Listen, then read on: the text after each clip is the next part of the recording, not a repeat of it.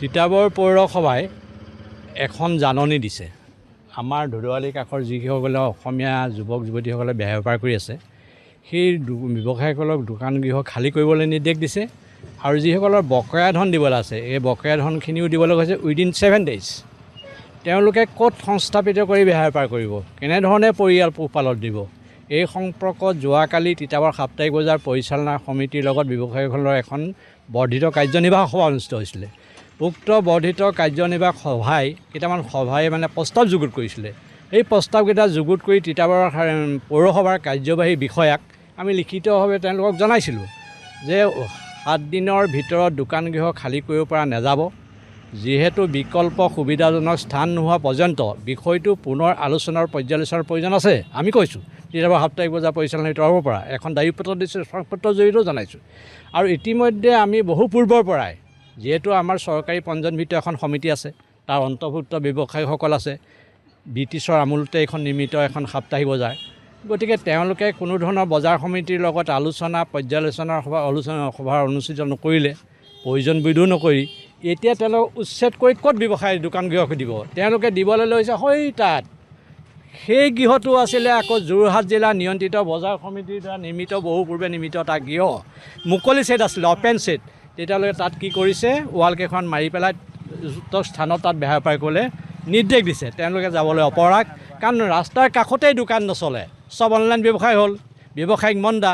গোটেই বিষয়টো পুনৰ পৰ্যালোচনাৰ কাৰণে তিতাবৰ পৌৰসভাক আমি লিখিতভাৱে জনাইছোঁ। কিন্তু তেখেতে আমাৰ যিখন সৌজন্যতাৰ খাতিৰত যিটো সন্মান প্ৰদৰ্শন কৰি আছিল, সেইটো কৰা আমি নেদেখিলোঁ। আমাৰ যিখন কপি আছিলে সেই কপিটোও ৰিচিভ কৰি নিদিলে।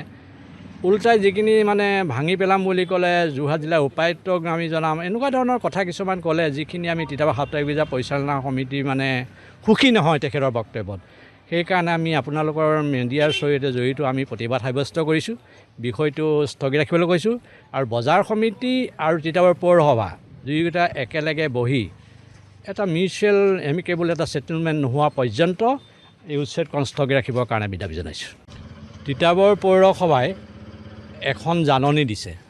আমাৰ ধুদুৱালি কাষৰ যিসকলে অসমীয়া যুৱক যুৱতীসকলে বেপাৰ কৰি আছে, সেই ব্যৱসায়ীসকলক দোকান গৃহ খালী কৰিবলৈ নিৰ্দেশ দিছে আৰু যিসকলৰ বকেয়া ধন দিবলৈ আছে, এই বকেয়া ধনখিনিও দিবলৈ কৈছে উইদিন 7 days। তেওঁলোকে ক'ত সংস্থাপিত কৰি বেপাৰ কৰিব, কেনেধৰণে পৰিয়াল পোহপালত দিব, এই সম্পৰ্কত যোৱাকালি তিতাবৰ সাপ্তাহিক বজাৰ পৰিচালনা সমিতিৰ লগত ব্যৱসায়ীসকলৰ এখন বৰ্ধিত কাৰ্যনিৰ্বাহক সভা অনুষ্ঠিত হৈছিলে। উক্ত বৰ্ধিত কাৰ্যনিৰ্বাহক সভাই কেইটামান প্ৰস্তাৱ যুগুত কৰিছিলে। এই প্ৰস্তাৱকেইটা যুগুত কৰি তিতাবৰ পৌৰসভাৰ কাৰ্যবাহী বিষয়াক আমি লিখিতভাৱে তেওঁলোকক জনাইছিলোঁ যে 7 দিনৰ ভিতৰত দোকান গৃহ খালী কৰিব পৰা নাযাব।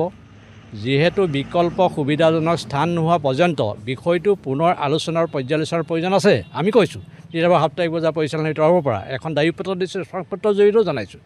আৰু ইতিমধ্যে আমি বহু পূৰ্বৰ পৰাই, যিহেতু আমাৰ চৰকাৰী পঞ্জীয়নভিত্তিক এখন সমিতি আছে, তাৰ অন্তৰ্ভুক্ত ব্যৱসায়ীসকল আছে, ব্ৰিটিছৰ আমোলতে এইখন নিৰ্মিত এখন সাপ্তাহিক বজাৰ।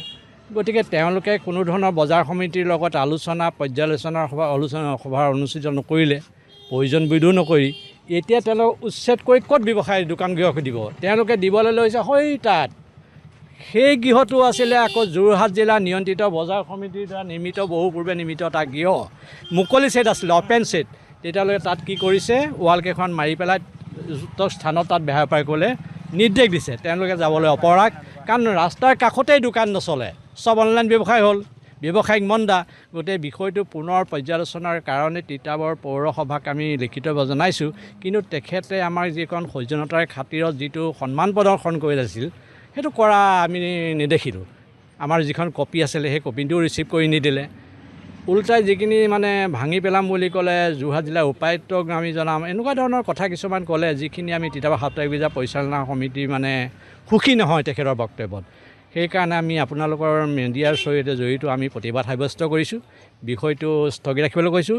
আৰু বজাৰ সমিতি আৰু তিতাবৰ পৌৰসভা দুয়োটা একেলগে বহি এটা মিউচুৱেল এমিকেবল এটা ছেটেলমেণ্ট নোহোৱা পৰ্যন্ত এই উচ্ছেদখন স্থগিত ৰাখিবৰ কাৰণে আমি দাবী জনাইছোঁ।